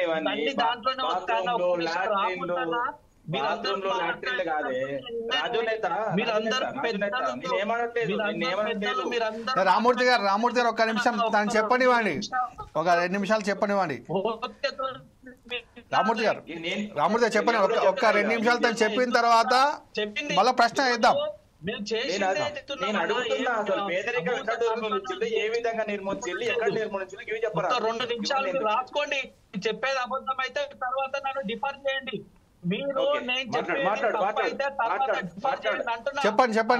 చెప్పండి రాజనేత గారు. నేను ఎంతో ఓపికతో అందరికంటే చిన్న వయసులో అందరికంటే చిన్న అని ఓపికతో రాజనేత గారు చెప్పండి, మాట్లాడండి. ఈరోజు దేశంలో కరోనా కష్టకాలంలో అందరం చూసినాం. కరోనా కష్టకాలంలో దేశంలో వీధి వ్యాపారులు చేసినటువంటి మామూలు సన్నకారు, చిన్నకారు వ్యాపారులు ఎవరైనారో కరోనా కష్టకాలం సందర్భంగా అందరూ కూడా ఆ వీధి వ్యాపారం చేయలేక వీధిన పడ్డటువంటి పరిస్థితి ఉన్నదండి. అంటే వాళ్ళకు వేరే ఏ ఆదా గాని వేల కోట్ల రూపాయలు, లక్షల కోట్ల రూపాయలు పెట్టి వ్యాపారం చేసేటువంటి పరిస్థితి లేకుండా పోయింది. అలాంటి సందర్భంలో పిఎం స్వానిధి అనే పథకం ద్వారా ఈరోజు దేశవ్యాప్తంగా 68 లక్షల మంది వీధి వ్యాపారులకు రుణాలను ఇచ్చి వాళ్ళందరూ కూడా మళ్ళీ నిలబెట్టినటువంటి గత ఈరోజు నరేంద్ర మోడీ గారి ప్రభుత్వం. ఇదేమంటున్నా అంటే ఇదొక్కటే కాదు, ముద్రా యోజన పథకం ఒక అద్భుతమైన స్కీమ్ తీసుకుంటుంది దేశంలో. ముద్రా యోజన పథకం కింద 52.5 కోట్ల మందికి ఎవరైతే పారిశ్రామికలుగా ఎదగాలనుకుంటున్నారో మధ్య తరగతి, చిన్న తరగతి అలాంటి వాళ్లకు ఔత్సుకులైన వాళ్ళందరికీ కూడా ఒక సొంతంగా వ్యాపారం చేసుకొని ఎదగడం కోసం 52.5 కోట్ల మందికి ఈ రోజు దేశంలో ముద్రా పథకం ద్వారా లోన్లను ఇచ్చినటువంటి ఘనత నరేంద్ర మోడీ గారు. అదే కాకుండా ఈరోజు వెనుకబడిన తరగతులకు రాజ్యాంగ హోదా ఇచ్చింది కమిషన్ కు. తర్వాత కోవిడ్ సందర్భంగా లాక్డౌన్ లో ఈరోజు మహిళలు చాలా ఇబ్బందులు ఎదుర్కొంటారు. అలాంటి ఇబ్బందులు ఎదుర్కొంటున్నటువంటి మహిళలకు DBT, direct benefit of transfer అనే దాన్ని తీసుకొచ్చి 20 కోట్ల మందికి ఈ రోజు దేశంలో మహిళలను నిలబెట్టినటువంటి ఘనత నరేంద్ర మోడీ గారి ప్రభుత్వం అనేది. అదే రకంగా స్టాండప్ ఇండియా అనే పథకం కింద స్పెషల్ గా ఈ దేశంలో వెనుకకు నెట్టబడే వాళ్ళు, అణగారిన వర్గాలు, అట్టు తాడిత పీడిత వర్గాలు, బలహీన వర్గాలు ఎవరైతున్నారో వాళ్ళందరినీ ఒక పథకం కింద తీసుకొచ్చి పారిశ్రామికవేత్తలుగా నిలబడాలి, పరిశ్రమలను ఏర్పాటు చేయడం కోసం వాళ్ళందరినీ ప్రోత్సహించాలని చెప్పేసి 14,700 కోట్ల రూపాయలని ఈ రోజు రుణాలుగా ఇచ్చి ఎస్టీ బీసీలను దేశంలో పారిశ్రామికవేత్తలుగా తయారు చేసినటువంటి ఒక గొప్ప ప్రభుత్వం నరేంద్ర మోడీ గారి ప్రభుత్వం. ఇదొక్కటి కాదు, 60% మంది ఈ రోజు మీరు చూడండి గతంలో పరిపాలన చేసినటువంటి కాంగ్రెస్ పార్టీ, నేను ఇవన్నీ విమర్శ చేయడం కాదండి, ఏవైతే మా పార్టీ చేసిందో ఇన్ని 11 సంవత్సరాల పాటు అవి ఉన్నవి ఉన్నట్టుగా మీ ముందు ఉంచేటువంటి ప్రయత్నం చేస్తున్నాం. గతంలో కాంగ్రెస్ పార్టీ జవహర్లాల్ నెహ్రూ గారు, ఇందిరా గాంధీ గారు, రాజీవ్ గాంధీ గారు, మన్మోహన్ గారు ఇట్లా అనేక సంవత్సరాలుగా పరిపాలన చేసినటువంటి కాంగ్రెస్ పార్టీ ప్రభుత్వంలో ఏనాడు కూడా ఎస్సీ ఎస్టీ బీసీలను పట్టించుకున్నటువంటి పాపాన పోలేదు. కానీ నేడు ఉన్నటువంటి ప్రభుత్వం ఏదైతే ఎన్డీఏ గవర్నమెంట్ ఉందో అందులో 60% మంది మంత్రులుగా ఉన్న వాళ్ళు ఎవరో తెలుసా? ఎస్సీ ఎస్టీ బీసీలు ఈ రోజు నరేంద్ర మోడీ గారి ప్రభుత్వంలో మంత్రులుగా ఉన్నారు 60%. ఇట్లా దేశంలో అనేక రకాలైనటువంటి విప్లవాత్మకమైనటువంటి మార్పులు తీసుకొస్తున్నటువంటి ప్రభుత్వం నరేంద్ర మోడీ గారి ప్రభుత్వం. ఇదొక్కటి కాదండి సార్, ఈ సందర్భంగా మీ అందరిని నేను ఈ సందర్భంగా కోరుతున్నా, 2014 కంటే ముందు దేశంలో అసలు సగం శాతం జనాభా అసలు బ్యాంకు మెట్కి కూడా ఎక్కనటువంటి పరిస్థితి. అంటే వాళ్ళకు బ్యాంకుల అకౌంట్ ఉండదు, బ్యాంకు మొహం తెలుసు, బ్యాంకుకు ఎన్నడూ కూడా పోయి ఎగనటువంటి వాళ్ళు ఈ దేశంలో చాలా మంది ఉండే సార్. కానీ నరేంద్ర మోడీ గారు ప్రధానమంత్రి అయిన తర్వాత దేశంలో జన్ ధన్ అకౌంట్ అని పెట్ట జీరో అకౌంట్ పేరిట రూపాయి కూడా మీరు చెల్లించకుండా బ్యాంకులో ఫ్రీగా అకౌంట్ ఓపెన్ చేసేటువంటి కార్యక్రమానికి బృహత్తరమైనటువంటి కార్యక్రమాన్ని తీసుకొచ్చారు. తద్వారా దేశంలో 55.22 కోట్ల మంది ఈ రోజు దేశంలో ఈ రోజు బ్యాంకుల్లో ఖాతాలు తెరిచారు సార్. బ్యాంకుల్లో ఖాతాలు తెరిస్తే ఏమైందో తెలుసా? ఈ రోజు అవినీతి అనేది చాలా మేరకు తగ్గింది. అంటే కేంద్రానికి ప్రభుత్వ పథకాలకు సంబంధించినటువంటి డబ్బులు ఏవైతే ఇప్పుడు పెన్షన్లు ఈ రోజు మనం తెలంగాణ రాష్ట్రంలో చూస్తున్నాం, చదువుకున్నటువంటి వాళ్ళకు అవ్వాతాతలకు ఈ రోజు గ్రామీణ ప్రాంతాలలో ఇప్పటి కూడా వాళ్ళకు డబ్బులు చేతికి ఇస్తారు, అంటే మిషన్ లో బటన్ లో చేతి పెట్టి ఇస్తారు.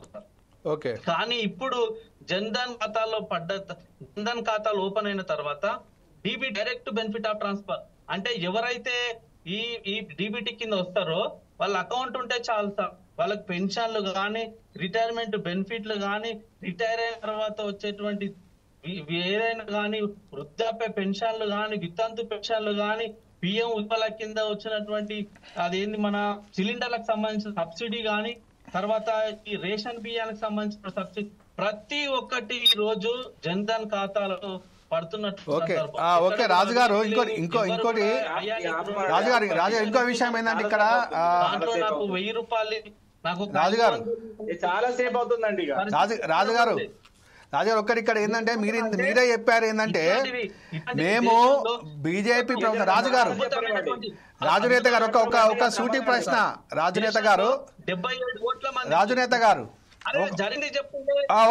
ఒక ప్రశ్న నేను సూటిగా మిమ్మల్ని సూటిగా ఒక ప్రశ్న వేస్తున్నాను. బీజేపీ సమాధానం చెప్తాను, సిగ్నల్ లేనట్టుంది. ఒకసారి మన రామచంద్ర గౌడ దగ్గరికి వెళ్దాము.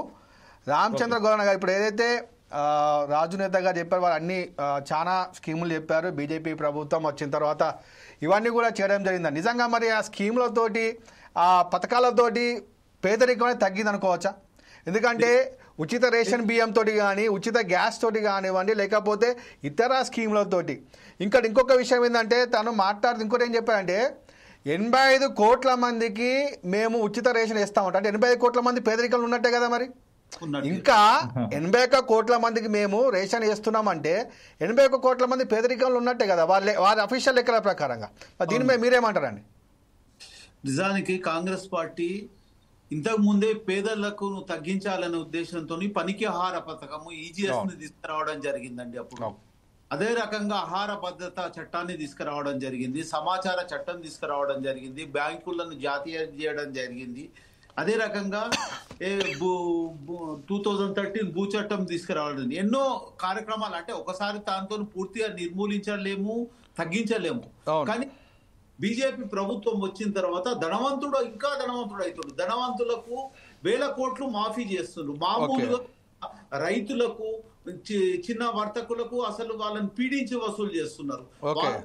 అంటే వాళ్ళు న్యాయంగా చేయాలనుకుంటే వాళ్ళు ఎంతో మంది ఈ ఆత్మహత్యలు కూడా చేసుకుంటున్నారు. ఎవరంటే రైతులు అనుకోండి, చిన్న వ్యాపారులు.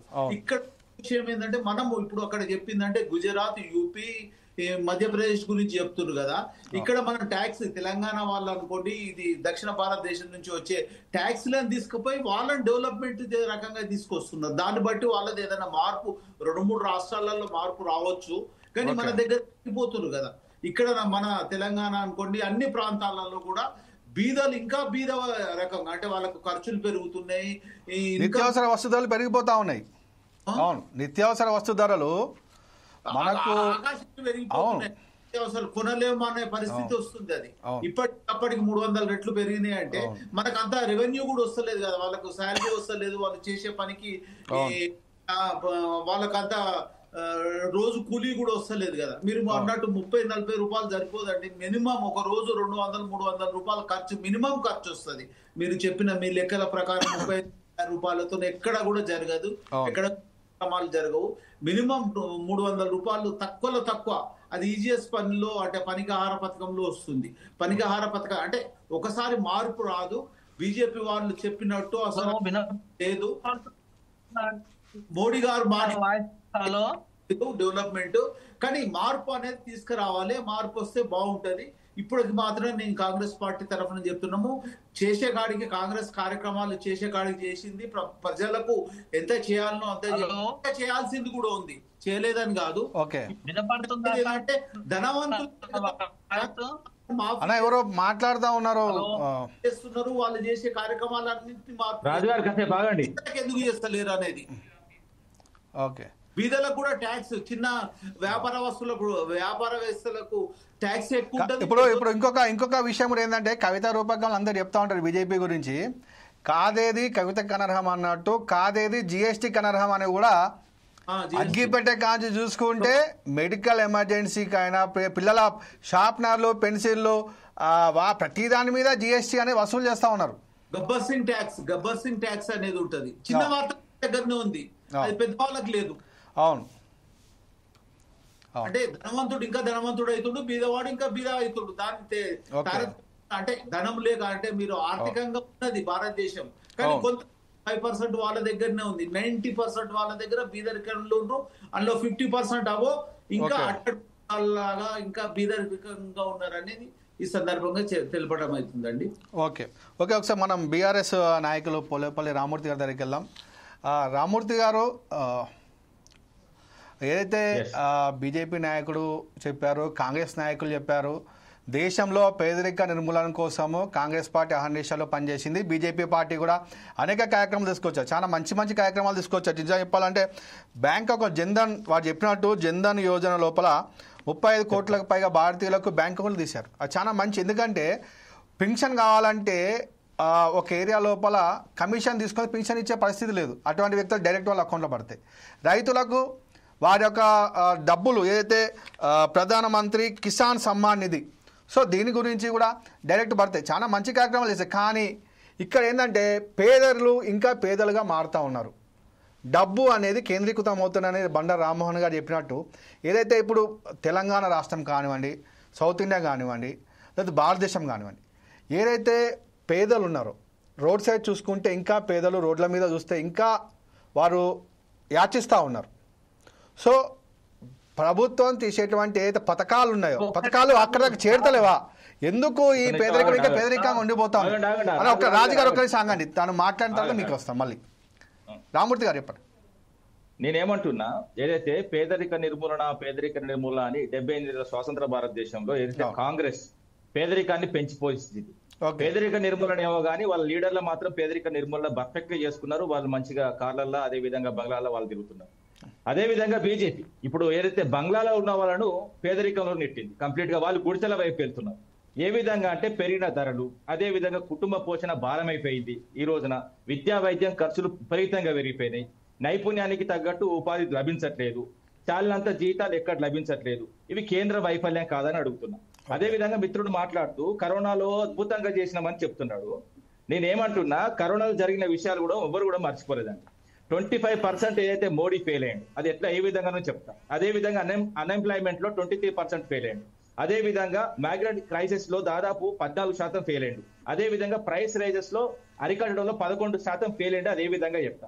ఏదైతే కరోనా సమయంలో ఏదైతే కార్మికులు వాళ్ళ సొంత ఊర్లకు పోనీకి కనీసం బస్ ఛార్జీలు, ట్రైన్ ఛార్జీలు చెల్లించే దరిద్రమైన ప్రభుత్వం, చాతగారి ప్రభుత్వం ఏదైనా ఉన్నదంటే అది బీజేపీ ప్రభుత్వం అని చెప్తారు. 200 మంది నడుచుకుంటూ రోడ్ల మీద ప్రాణాలు వదిలిపెట్టి వాళ్ళ కుటుంబాలకు దూరమై సంకల పిల్లలు ఎత్తుకొని, ఒక నిమిషం ఆగు బ్రదర్, రాసుకోండి రాజుగారు, మళ్ళీ మీకు అవకాశం ఇస్తా, మీకు సమయం ఇచ్చినప్పుడు మాట్లాడండి. రాజుగారు ఖచ్చితంగా మీకు సమయం ఇస్తాము. రామూర్తి గారు మాట్లాడిన దానికి మీరు జవాబు ఇవ్వాల్సిందే. ఒకరు మాట్లాడేటప్పుడు ఇంకొకరు మాట్లాడితే డిస్టర్బెన్స్ అవుతారు, ప్రజలకు అర్థం కాదు, చూసేవారికి అర్థం కాదు. సో మాట్లాడేవాడి సిగ్నల్ సక్కలేదు. మీ అదానికో అంబానికో ఫోన్ చేసి సిగ్నల్ సరిగ్గా ఏమని చెప్పు. నా మాట వినండి, ఒక నిమిషం ఆగండి. చెప్పండి. నన్ను మాట్లాడి చెప్పండి. రామూర్తి గారు చెప్పండి.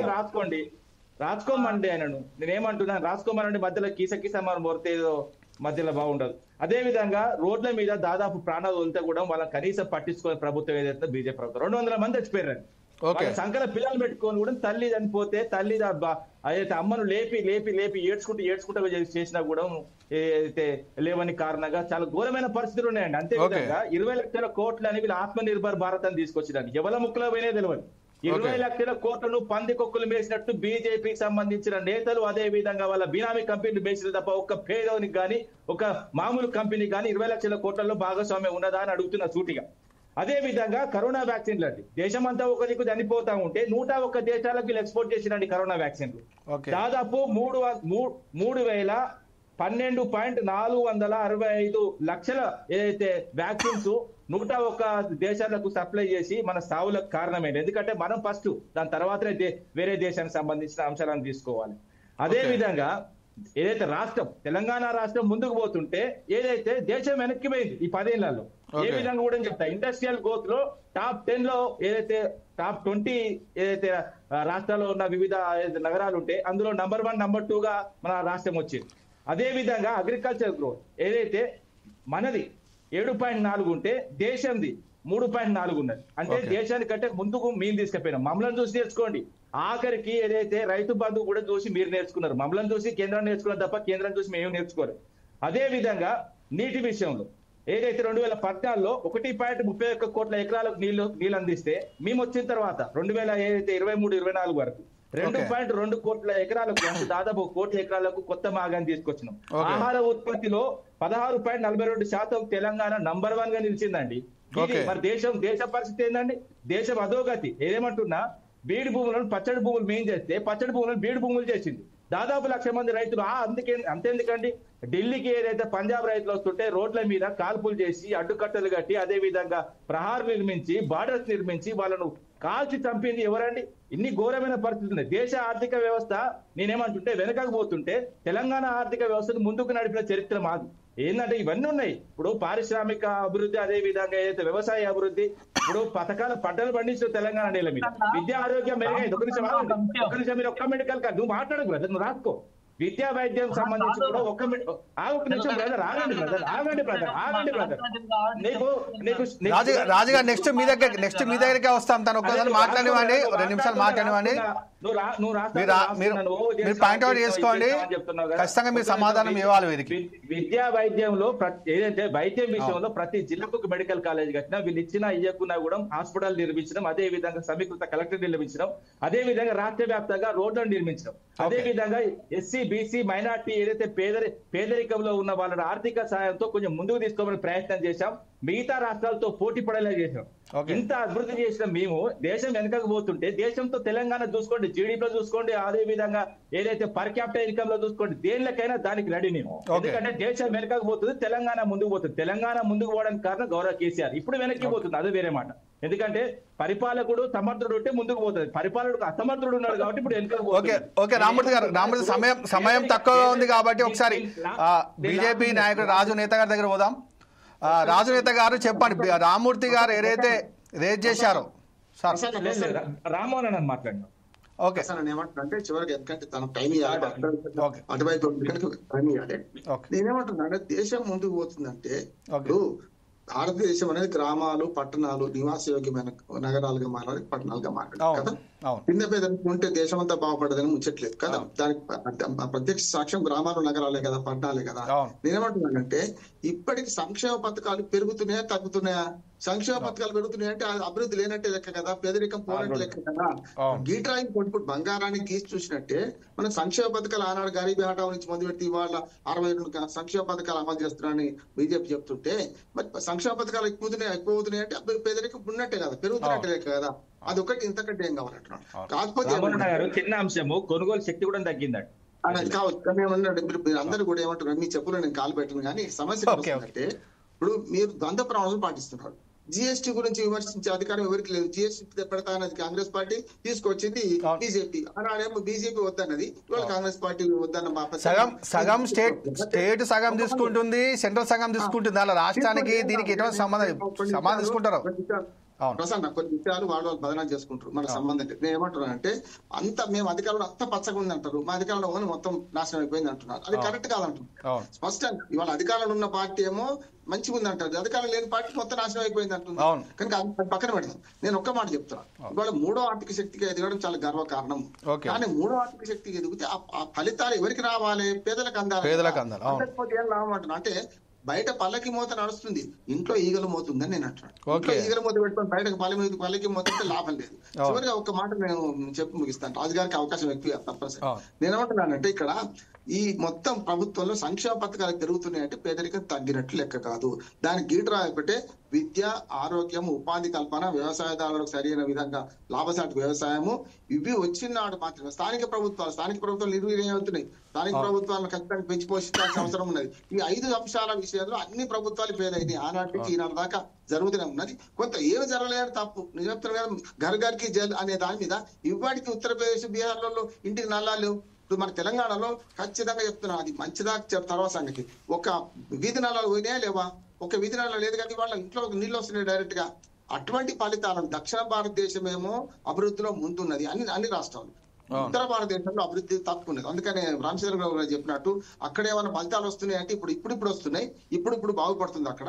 అది కూడా బాగుపడాలి. నేను దాన్ని కూడా వ్యతిరేకించాను. ఎందుకంటే మన డబ్బులతో వాళ్ళు ఉంటున్నారు అంటే మన దగ్గర కూడా ఆదిలాబాద్ జిల్లా ఉంటది, హైదరాబాద్ ఉంటది. హైదరాబాద్ ఆదాయం అంటే ఆదిలాబాద్ జిల్లాకు వాడొద్దు అంటే ఎట్లా? కనుక మన సంపద అక్కడికి పోవాల్సింది. నేను అంతిమంగా అన్ని పార్టీలు విజ్ఞప్తి చేస్తున్నా, మీరు సంపద పెంచండి, దానికి ప్రజలకు పంచండి కాదు, ప్రజలకు పంచండి కాదు, మౌలిక వసతులు ఏర్పాటు చేయడం, ఉపాధి ప్రవేశపెట్టడం, అందరికీ రేపు పేదరిక నిర్మూలన అయిపోదామా? ఇంకా మీరు ఇచ్చే వరాలు ఇచ్చే దేవతలు మీరు పుచ్చుకునేది కింది చేయి నాది, మీది చేయి మీది అని ఎన్ని రోజులు ఉంటుందో అన్ని రోజులు పేదరికం పోనంటే లెక్క. ఓకే బీజేపీ నాయకులైనటువంటి ఓబీసీ మోర్చా అధికార ప్రతినిధి రాజు నేత గారి దగ్గర పోదాం. అయితే రాజు నేత గారు ఏదైతే మన ప్యానలిస్టులు ఇప్పటిదాకా చెప్పారో ఓకే వాడివేడిగానే జరిగింది చర్చ కూడా. సో మీరు వారు చెప్పేటువంటి విషయాలకు కానివ్వండి, తర్వాత వారు అడిగిన ప్రశ్నలకు కానివ్వండి, మీరు ఏ విధంగా సమాధానం ఇస్తారు? కంక్లూడ్గా ఫినిష్ చేయండి సార్. ముఖ్యంగా 2 విషయాలు నేను చెప్పి కంక్లూడ్ చేస్తాను. ఒకటి ఏంటంటే వైద్యము, రెండోది విద్య గురించి సందర్భంగా మాట్లాడింది కాబట్టి సార్, ఈ రోజు దేశంలో నరేంద్ర మోడీ గారి ప్రభుత్వం వచ్చిన తర్వాత వైద్యం విషయంలో విప్లవాత్మకమైనటువంటి మార్పులు వచ్చినాయనే దానికి 2-3 ఉదాహరణలు చెప్తాను సార్. దేశంలో 9 కోట్ల మందికి పైగా ఆయుష్మాన్ భారత్ కింద పేదలకు ఆసుపత్రులలో వైద్యం అందుతుంది సార్. ఇది పేద ప్రజలకు ఉపయోగపడేటువంటి విషయమే కదా. అదే రకంగా 1.76 లక్షల ఆయుష్మాన్ ఆరోగ్య మందిరాల్లో ఈరోజు 3.77 కోట్ల మందికి ఉచితంగా వైద్య పరీక్షలు నిర్వహిస్తున్నారు, చికిత్సలు కూడా చేస్తున్నారు సార్. దేశంలో నడుస్తుంది ఈ పథకం. అదే రకంగా ఒక ముఖ్యమైనటువంటి విషయం మీ అందరికీ కూడా ఈ సందర్భంగా తెలియజేస్తాను. దేశంలో 16,000 పైచిలకు జన ఔషధి కేంద్రాలు నడుస్తున్నాయి సార్. జన ఔషధి కేంద్రాలు అంటే ఏంటో తెలుసా? మనకి ఏదైనా జ్వరం వచ్చినా, జలుబు చేసినా, ఒళ్ళు నొప్పులు అయినా, తలనొప్పి లేచినా గానీ మనం టక్కున మెడికల్ షాప్, ఏదో ఒక మెడికల్ షాప్ పోయి మనం డబ్బులు పెట్టి మందు బిళ్ళలు తెచ్చుకొని వేసుకుంటాం. అదే మీరు జన ఔషధి కేంద్రాలకు పోతే ప్రభుత్వం చేత తయారు చేయబడినటువంటి నాణ్యమైనటువంటి ఔషధాలు 50 నుంచి 90% తక్కువ ధరలకు లభిస్తున్నాయి జన ఔషధి కేంద్రాలలో. అంటే ఇది ఎవరి కోసం పెట్టింది? పేదల కోసమే కదా. మరి పేదల యొక్క ఆరోగ్యం కోసమే కదా. అదే కాకుండా దేశంలో మిషన్ ఇంద్రధనుస్సు అనేటువంటి ఒక సరికొత్త పథకం ద్వారా మిషన్ ఇంద్రధనుస్సు అనే చిన్న పిల్లలకు తర్వాత తల్లులకు ఎవరైతే బాలింత తల్లులు ఉంటారో వాళ్ళకు పిల్లలకు ఆరోగ్య రక్షణ విషయంలో ఈ మిషన్ ఇంద్రధనుష్ కింద 6.78 కోట్ల టీకాలను ఉచితంగా ఇవ్వడం జరిగింది సార్ ఇప్పటికి. ఇది కూడా పేదల కోసమే కదా సార్. ఫ్రీగా ఇచ్చిళ్ళు కరెక్టే,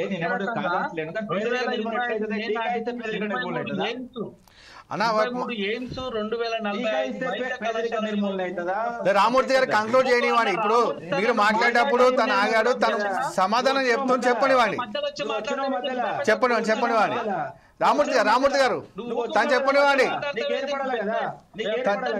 రామూర్తి గారు కంక్లూడ్ గా తను చెప్తా ఉన్నాడు, చెప్పనివ్వండి. నువ్వు వ్యక్తిగతంగా మాట్లాడకు బ్రదర్. రామూర్తి గారు నువ్వు చెప్పే పథకాలన్నీ రామూర్తి గారు పేదలకు ఇచ్చిన పేదరికం నిర్మూలన ఎక్కడైంది? రామూర్తి గారు, పేదరికం అనేది ఒక్క రోజులో వచ్చే మార్పు కాదు. అది ప్రతి క్షణము కూడా భారతదేశంలో ఏ ప్రభుత్వాలైనా కానీ పేదరిక నిర్మూలనకి పనిచేస్తా ఉన్నాయి. నేను వైద్యం గురించి చెప్తున్నా. దేశంలో వైద్యం, పేదలకు వైద్యం నరేంద్ర మోడీ గారు ప్రభుత్వం ఏ రకంగా అందించిన విషయానికి సంబంధించి కొన్ని విషయాలు చెప్పిన. ఈరోజు దేశంలో 2045 వైద్య కళాశాలలు పెట్టినాం సార్. తర్వాత 23 ఎయిమ్స్ పెట్టడం జరిగింది. తర్వాత ఈ రోజు 38 కోట్ల జన ఔషధి కేంద్రాల ద్వారా ప్రజలకు.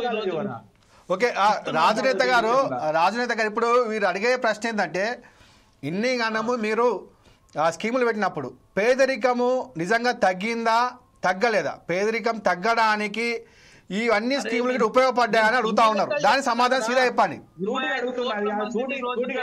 సూటిగా చెప్పండి.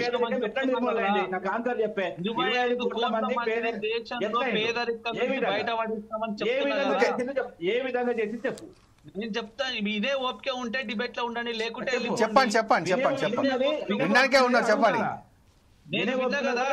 రాజు గారు చెప్పండి. మీరందరూ మాట్లాడారు. 25 కోట్ల మంది పేదరికం నిర్మూలన ఎట్లయింది, ఏ విధంగా? అదే రకంగా విద్య గురించి అడిగిరు సార్. ఈ రోజు మళ్ళీ విద్య అంటే పేదరిక నిర్మూలన గురించి చెప్పండి. అరే, పేదరిక నిర్మూలన విద్యా వైద్యం ద్వారానే జరుగుతుంది కదా. నువ్వు నీకేమన్నా అయితే విద్యా వైద్యం ద్వారా జరుగుతుంది. కరెక్ట్, కాదనట్లేదు.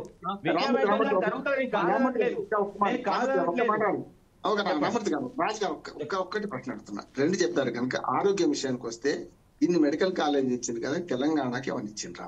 అట్లా విద్య విషయానికి వస్తే ఒక మాట, విభజన చట్టంలో ఉన్న నవోదయ విద్యాలయాలు ఇవ్వాలా ఇవ్వద్దా? 33 జిల్లాలు ఉన్నాయి, 33 జిల్లాలకు ఇచ్చారా? విభజన చట్టంలో ఏదన్నా తెలంగాణకు బీజేపీ మేలు చేకూర్చిందా అని అడుగుతున్నాను. ఒక తెలంగాణ వాది, మనందరం తెలంగాణ మనకు ఒకటి రాజనేత గారు ఒకటి ఏంటంటే, తెలంగాణకు ఒక్క మెడికల్ కాలేజ్ రాలేదు, కానీ యూపీలో మాత్రము 17 మెడికల్ కాలేజీలు ఇచ్చారు, ప్రభుత్వ మెడికల్ కాలేజీలు. యూపీలో రాజు గారు, యూపీలో 17 మెడికల్ కాలేజీలు కేంద్ర ప్రభుత్వం ఇచ్చింది. ప్రభుత్వ మెడికల్ కాలేజ్, ప్రైవేట్ కాదు, ప్రభుత్వ మెడికల్ కాలేజ్. తెలంగాణకు ఒక్కటి ఇవ్వలేదు. తెలంగాణ వాదికి అందరూ బాధ అనిపిస్తుంది. తెలంగాణ నుంచి పైసలు తీసుకోపోతా ఉన్నారు, తెలంగాణ ట్యాక్సులు కడుతూ ఉన్నాం, తెలంగాణ నుంచి మనం అభివృద్ధి చేసినటువంటి ఫలాలను ఇతర రాష్ట్రాలు పొందుతున్నాయి, కానీ మనకు రావట్లేదనే బాధ తెలంగాణ ప్రతి ఒక్కరికి ఉంది.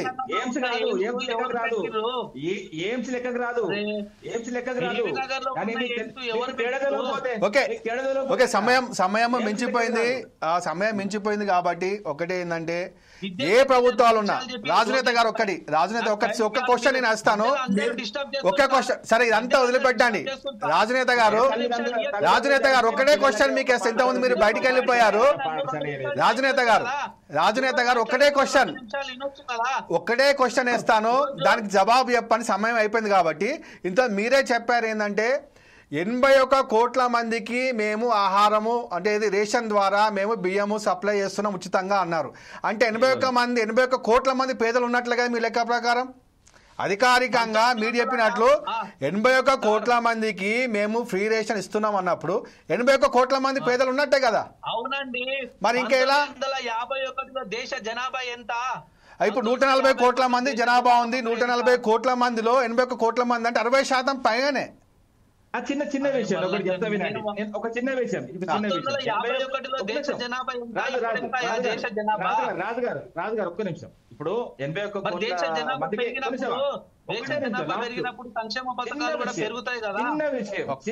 చిన్న విషయం 81 కోట్ల అయితే రేషన్ కార్డులు ఇస్తున్నారు 81 కోట్ల మందికి. అందులో ఏదైతే పూర్తిగా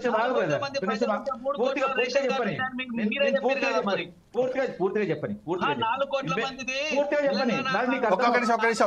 రామూర్తి ఒకటి పాయింట్ అవుట్ చేస్తే ఒకసారి మాట్లాడేవాడు. ఆగండి బ్రదర్, ఆ 3 కోట్లు కూడా ఎన్నే కలుస్తారు. ఒక నిమిషం ఆగు. 81 కోట్ల సంబంధించి మీరు లెక్క చెప్తున్నారు. ఆ 81 కోట్లలో 25 కోట్ల మంది కూడా ఉన్నారు కదా. ఏమంటున్నా మిమ్మల్ని అడుగుతా ఉన్నారు క్వశ్చన్. మీరు అడిగే క్వశ్చన్ కాకుండా మిగతా అన్ని సమాధానాలు చెప్తా ఉన్నారు రాజుగారు ఏదైతే వారు క్వశ్చన్ వేస్తా ఉన్నారో ఆ క్వశ్చన్ కాకుండా మిగతా సమాధానాలు చెప్తా ఉన్నారు. ఇది ఎందుకు ఫ్రస్ట్రేషన్ అవుతుండో నేను ఏమంటుంది, 81 కోట్ల సంబంధించిన రేషన్ తీసుకున్న దాంట్లో 25 కోట్ల మంది కూడా ఉన్నారు కదా. పేదరిక నిర్మూలన ఎట్లయినా సూటిగా అడుగుతున్నా, దానికి సమాధానం చెప్పండి. పేదరికం అన్నా, నీకు నువ్వు ఏం చదువుకున్నావు నాకు తెలియదు, కానీ నేను నా చదువు నీకెందుకు 4 పీజీ చేసేది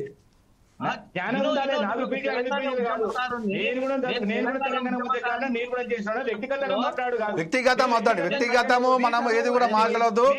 ఏదైతే డిబేట్ టాపిక్ ఉందో డిబేట్ టాపిక్ డివేట్ కాకండి, డిబేట్ టాపిక్ నుంచి డివేట్ కాకండి. లాస్ట్ దానికి సమాధానం చెప్పండి రాజుగారు. రామూర్తి గారు రామచంద్ర గౌడ్ గారు ఒక్క నిమిషం మీరు ఆగండి. రాజనేత గారు దాని సమాధానం చెప్తారు. రాజనేత గారు రామూర్తి గారు సీదా మీకు క్వశ్చన్ వేశారు. 81 కోట్ల మందికి మీరు రేషన్ బియ్యం ఇస్తా అంటా ఉన్నారు. దాంట్లో 25 కోట్ల మంది అభివృద్ధిలోకి వస్తే మరి ఎవరికి రేషన్ బియ్యం ఇస్తున్నారు? దానికి సమాధానం చెప్పని కంక్లూడ్ గా క్లోజ్ చేసేద్దాం. నేను ఏమంటున్నా, పేదరికం అంటే అర్థమైంది మీరు చెప్పండి. నాకు తెలియదు, నేను చదువుకోలేదు సార్, నేను అజ్ఞానిని, నేను నిరక్షరాస్తుని. అట్లా అది ఎవరు అనలేదు, ఎవరు అనరు కూడా. మీరు మీ పార్టీ తరపున వచ్చారు, మీ వాయిస్ చెప్పండి, సమస్య క్వశ్చన్ వేస్తే దానికి సమాధానం చెప్పండి. మీరు ఎవరు కూడా వ్యక్తిగతంగా ఎవరు కూడా దూషణ చేయడం లేదు, వ్యక్తిగతంగా క్రిటిసైజ్ చేయడం లేదు. మీరు మాట్లాడు, మీరు చెప్పండి. ఈ ఒక్క క్వశ్చన్ సమాధానం చెప్పని క్లోజ్ చేసేద్దాం డిబేట్ ని. 81 కోట్ల మందికి రేషన్ బియ్యం ఇచ్చినప్పుడు 25 కోట్ల మంది అభివృద్ధిలోకి పోతే మరి 25 కోట్ల రేషన్ ఎవరికి పోయింది? దానికి ఆన్సర్ చెప్పండి. పేదరికం అంటే అనేక రకాలైనటువంటి కులమనాలు ఉంటాయండి. ఓకే, అవును. ఇల్లు లేని వాళ్ళు, తర్వాత కూడు లేని వాళ్ళు, గుడ్డ లేని వాళ్ళు, ఇట్లా అనేక రకాలైనటువంటి కేటగిరీలు ఉంటాయి. మనం ఆ కేటగిరీలను బట్టి డివైడ్ చేస్తాం తప్ప రామూర్తి గారు ఆగండి, తను కంక్లూడ్ చేయండి, క్లోజ్ చేసేద్దాము. ఇక దీన్ని ఎక్స్టెండ్ చేయకండి. రామూర్తి గారు ఎక్స్టెండ్ చేయకండి, క్లోజ్ చేసేద్దాం. 25 కోట్ల రేషన్ సంబంధించి క్యాన్సిల్ అయినాయా?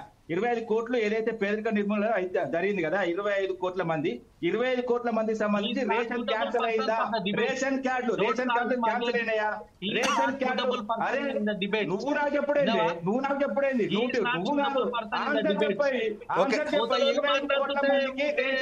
రామూర్తి గారు ఒక నిమిషం ఆగండి. రామూర్తి గారు ఒక నిమిషం ఆగండి. రాజనేత గారు కంక్లూడ్ చేస్తా ఉన్నారు. మీరు ఆగండి. రాజనేత గారు ఒకసారి కంక్లూడ్ చేస్తారు. ఒక నిమిషం ఆగండి. రాజనేత గారు మీరు మాట్లాడండి. రామూర్తి గారు మీరు ఆగండి. కంక్లూడ్ కానివ్వండి, క్లోజ్ కానివ్వండి. చెప్తాడు ఆగండి. రేషన్ కార్డు క్యాన్సిల్ అయినాయి, ఆ పేదరిక నిర్మూలన బయటకు వస్తే నువ్వేందా నన్ను అడిగేది? నీకేం తెలుసు? నన్ను అడుగుతావు. వ్యక్తిగతంగా ఏకవచనంలో వద్దు. ఏకవచనంలో రాజనేత గారు కానివ్వండి, రామూర్తి గారు కానివ్వండి, ఏకవచనము వద్దు. డిబేట్ రకంగానే ఉంచండి. ఓకే, ఏదైతే భారతదేశ ప్రధాని ఈరోజు 25 కోట్ల మంది పేదరికం నుంచి మేము బయట తీసుకొచ్చాం. గత దశాబ్ద కాలం లోపల అనేక కార్యక్రమాలు మేము చేపట్టడం జరిగింది. దాని ఒక అభివృద్ధి సూచికగా మేము భావిస్తూ ఉన్నామంటే నరేంద్ర మోడీ గారు అనేక కార్యక్రమాలు తీసుకొచ్చారు. ఏ ప్రభుత్వం ఉన్నా కానీ, కాంగ్రెస్ ప్రభుత్వం ఉండనివ్వండి, బీజేపీ ప్రభుత్వం ఎనీ ప్రభుత్వం, ఏ ప్రభుత్వం ఉన్నా కానీ దేశంలో పేదరిక నిర్మూలన అనేది స్వాతంత్రం వచ్చిన కాల నుంచి, స్వాతంత్రం రాకముందు నుంచి కూడా కొనసాగుతూనే ఉన్నది, ఇప్పటికి కూడా జరుగుతూ ఉన్నది. మరి దీనికి కొలమానం ఏంది?